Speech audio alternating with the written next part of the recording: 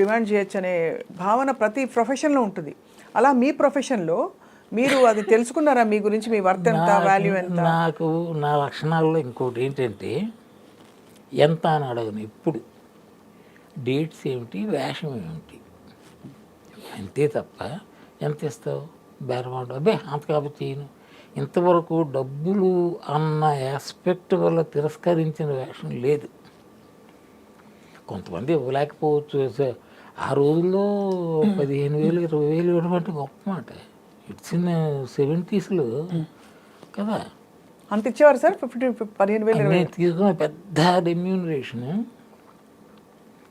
SP Bhayankar అని మన జగపతి రాజేంద్ర ప్రసాద్ గారి జగపతి బ్యానర్, కృష్ణరాజు గారు నాగేశ్వరరావు హీరోలు, అందులో మెయిన్ విలన్. అందులో నాగేశ్వరరావుని చంపేస్తాను అనుకుంటాను.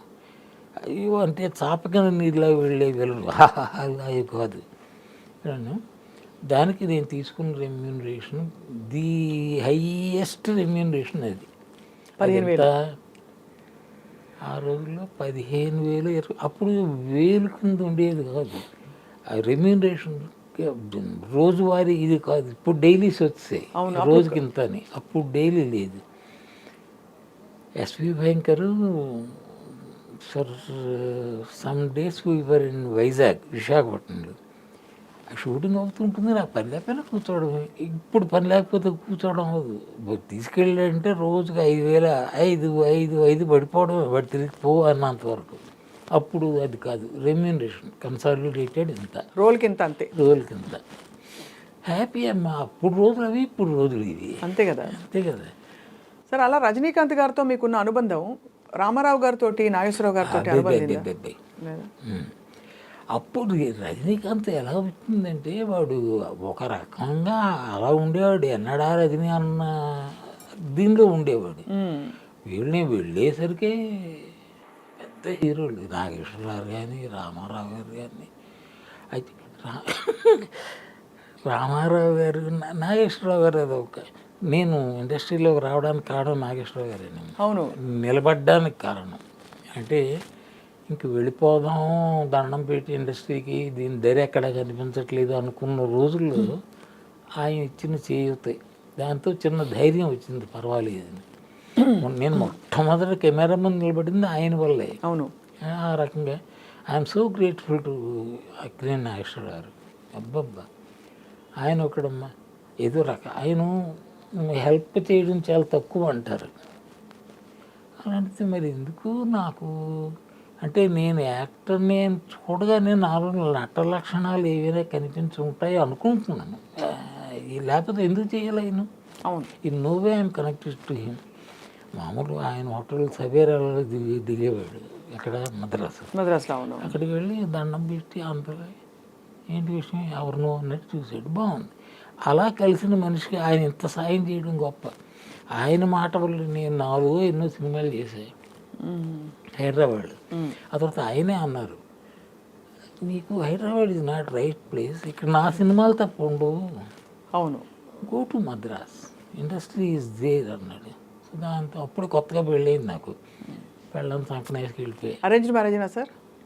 అరేంజ్. అయ్యో అంతే యోగం అమ్మా. అదే అంటున్నాను కదా, పెద్ద ఆలోచించు, నేనేదో చేస్తాను అనుకోకు. వాళ్ళ నాన్నగారి దగ్గర పని చేయడానికి నేను ఓకే. అంటే ఒక పొజిషన్లో ఉన్న మనుషులు వాళ్ళు, డబ్బు ఉన్నవాళ్ళు.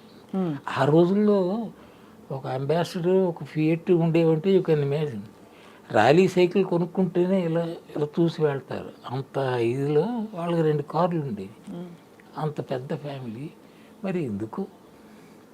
కానీ సినిమా ఇండస్ట్రీలో వాళ్ళకంటే కొంచెం వెనకాడతారు కదా సార్. ఆ రోజుల్లో ఉండేదా వాతావరణం? అయినా ఇన్స్పైట్ ఆఫ్ ఇట్ కదా, పెద్ద మైనస్ ఇది. ఇంతకీ మీ ఇంట్లో చెప్పలేదా సార్ సినిమా ఇండస్ట్రీ వద్దు మనకి? చెప్పారు, ఎవరు అనలే. మా అమ్మమ్మ, మా అమ్మ నాగేశ్వరరావు అంత అయిపోరా అంది. మీరు చెప్పడం భలే ఉంది సార్. నిజంగా వాళ్ళందరూ ఆశిస్తులే కదా సార్ మీరు. అంటే ఐ బిలీవ్ ఇన్ ఇట్. ఏంటో తల్లి. ఇంకోటి, ఇంతకాలం బతకడం ఏంటి అసహ్యంగా, మీనింగ్లెస్. నేను హోల్ హార్టెడ్లీ నమ్మి చెప్తున్నానమ్మా. ఎందుకు బతుకుతున్నావు? What have I doing? ఏమీ లేదు, ఊపిరి ఉంది కాబట్టి ఇది ఏదో లంగ్స్ పని చేస్తున్నాయి, గుండె పని చేస్తుంది, బతికేస్తున్నాయి.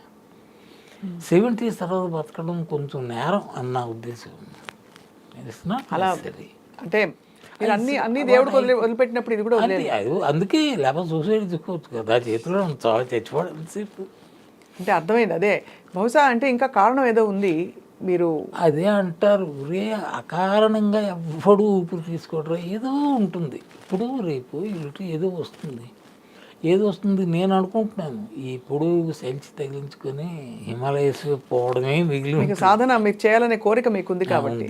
ఇప్పుడు యాక్టింగ్ అసలు ఆపేసి ఎన్ని రోజులు అయింది సార్? అంటే ఆపేసి నేనన్నా ఆపడానికి ఎవరో పిలవలేదు. అంతే పిలవలేదు అది. బట్ నేను హైదరాబాద్ వెళ్ళి మా అబ్బాయికి అక్కడికి ట్రాన్స్ఫర్ అయింది, అక్కడికి బెంగళూరు. వాటితో పాటు ఎట్లా అడపాదడప వచ్చి వేషాలు నమ్ముకొని ఇక్కడ ఒక్కడనే ఉండిపోక్కర్లేదని చెప్పి వెళ్ళిపోయాను. అక్కడ 4 or 5 years totally disconnected with the industry. అప్పటికి మన రూపాదేవి ఉంది కదా ఆర్టిస్ట్, షీ కాల్స్ మీ నాన్నగారు అని. ఎప్పుడు నాలాగా అందరూ ఒక సినిమా చేసాం, అందులో నా కూతురు నూరారా నాన్నగారు అంటుంది. అది నాన్నగారు. ఆ అమ్మాయి కన్నడలో రాజ్ కుమార్ పెద్ద ఆయనతో హీరోయిన్గా చేసిన అమ్మాయి. తెలుసు, రూపగారు బాగా తెలుసు కదా. So wonderful wonderful I love her అంతే. కలిసిన హృదయాలలోన ఆవిడదైన పాట కాదు, కాంచన గారిదా, రూపగారిది. మొత్తానికి ఒక పాట నాకు గుర్తు, అందుకని ఇది మంచి పాట ఒకటి చెప్తా. కళ్యాణిని కనులున్న మనసుకు కనిపించు రూపాన్ని, మనసున్న చెవులకు వినిపించు రాగాన్ని. నారాగేంద్రలో పాట, ఆత్రేయ గారు రాశారు, ఎంఎస్ విశ్వనాథన్ మ్యూజిక్. చెప్తున్నా పాట అంటే మీరు ఏదో పాట అంటే నాకు అమ్మాయి విషయం గుర్తొచ్చేది ఆ పాటే. మీకు సంగీతంలో కూడా ప్రవేశం ఉన్నట్టుంది మీకు. అబ్బో సరిగమలు కూడా రావు, హ్యాపీ రాదా? అవే. కానీ మీరు ఆత్రేయ గారితో మరి స్నేహం కవిగా ఆయన అదే మనసు గురించి ఏం తెలుసుకున్నారని. అది ఎలాగంటే ఈ పాటలు నాలాగ ఎందరో ఆ సినిమాకి అసిస్టెంట్ డైరెక్టర్ని, అసిస్టెంట్ రైటర్ని, యాక్టర్ని అన్నిట్లో నేను ఉండేవాడిని. పాట రాయాలి. ఆత్రేయ గారు కవర్ పెట్టారు. ఆ ముసలాయనతో నేను పడలేను, మీరు వెళ్ళండి అన్నాడు ఈరంక శర్మ గారి డైరెక్టర్. సరే నేను వెళ్ళాను, ప్యాడు పేపర్లు పెన్ను పట్టుకొని. ఆ రకంగా ఆయన పరిచయం అన్నా. హీ లవ్స్ మీ అనలేను కానీ he likes me so much Athreya గారు. ఎందుకో ఒకరిని చూస్తే లైక్ చేయాలనిపిస్తుంది, ఒకరిని చూస్తే చేయాలనిపిస్తుంది అనుకుంటాను. పెద్ద కారణం ఏం లేదు. ఎంత దగ్గర అయ్యామంటే ఒకసారి అప్పుడే కొత్తగా ల్యాండ్ లైన్ వచ్చింది. ఆ ఫోన్స్ ల్యాండ్ లైన్ రావడం అంటే మీరు 2-3 ఏళ్ళు వెయిట్ చేయాల్సి వచ్చింది. అవునవును, ఒక టైంలో అలాగే విన్నాము. ట్రింగ్ మంత్ సినిమా. హ్యామ్ సుందర్ గురుగారు ఏంటి బిజీయా, ఏం చేస్తున్నారు? బిజీయా ఏం లేదు సార్, చెప్పండి ఏంటి. ఒక స్క్రిప్ట్ చేద్దామన్నారు. మహాభాగ్యం. అయ్యో ఓకే సార్, ఏం చేయాలి నేను? ఏం లేదు, కొంచెం తొందరగా ఈవినింగ్ ఫోన్ చేసి సెర్చ్ చేయండి. ఎప్పుడు వెళ్తారు అన్నది we can't say, that depends. Okay అనుకున్నాను. మా ఆవిడకి చెప్పాను, ఇచ్చాము. 6-6:30కి నా డిన్నర్ అయిపోయేది. స్కూటర్ మీద ఆత్రేయ గారి ఇంటికి వెళ్ళిపోయాడు. అక్కడ ఆయన ఎందుకు నన్ను పిలిచాడు అంటే, ఆయన పాట చెప్తుంటప్పుడు నా రియాక్షన్స్ దాన్ని బట్టి ఓహో వీడికి ఏదో కొంచెం ఒక టేస్ట్ ఏదో ఉన్నట్టుందా ఒక నమ్మకం వచ్చి, లేకపోతే ఆయనకి ఎంతమంది లేరు రాసేవాళ్ళే అంటే కదా. ఆ రకంగా పిలిచారు. దేవుడు నాస్తికుడయ్యాడు అని ఒక టైటిల్తో రాయికి ఏడ్పిస్తాడు అంటారు కదా. 6 daysలో ఫుల్ స్క్రిప్ట్ రెడీ అమ్మా. అది ఏంటి ఫుల్ రోజంతా కూర్చోవడం కాదు. నేను సాయంకాలం వెళ్ళేవాడిని, ఒకసారి రాత్రి 1 గంట కూడా అయ్యేది, ఇంటికి వచ్చేవాడిని. అలాగా 6 times we short, full script ready. అది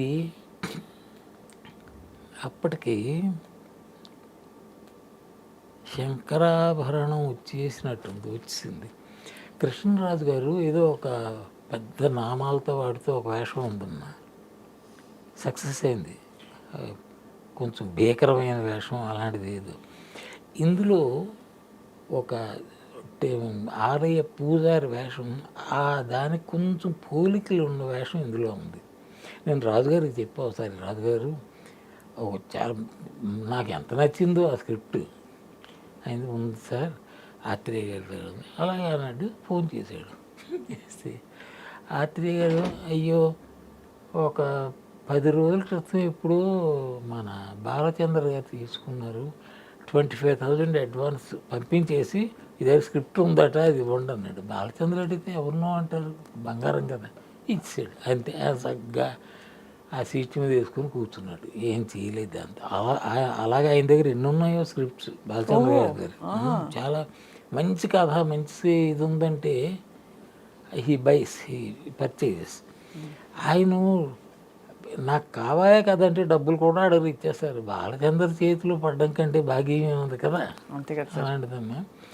అయితే ఏంటంటే ఇది ఆయన దగ్గర ఉంది, బాలచంద్ర తీసుకెళ్ళిపోయాడు అన్నారు. బాలచంద్ర దగ్గర నుంచి రాదు ఈయన తెలుసు కృష్ణరాజు గారికి, మర్చిపోయారు. చెప్తున్నా, కృష్ణరాజు గారు అందులో నా కొడుకు. ఆయన కూడా మీ కొడుకే, శోభన్ బాబు గారు మీ కొడుకే. అబ్బా ఆ తరంలో హీరోలు అందరూ కొడుకులేనమ్మా. ఎలా అనిపించేది సార్ మీరు ఒక హీరోకి, అంటే ఒక ఎలా కృష్ణ గారు? ఆయన ఎవరు విజయనిర్మలమ్మ టైటిల్ ఏంటి, ఒక సీరియల్ తీశారు ఆవిడ, కృష్ణ గారు సీరియల్ చేయడం ఏంటి అసహ్యం కదా. అవునవును, అలాంటివి చేశారు విజయనిర్మలమ్మ డైరెక్షన్తో. We had been to Andaman దీవులకు వెళ్ళాం, 15 రోజులు ఎంత ఉన్నాం. ఆయన నా కొడుకు.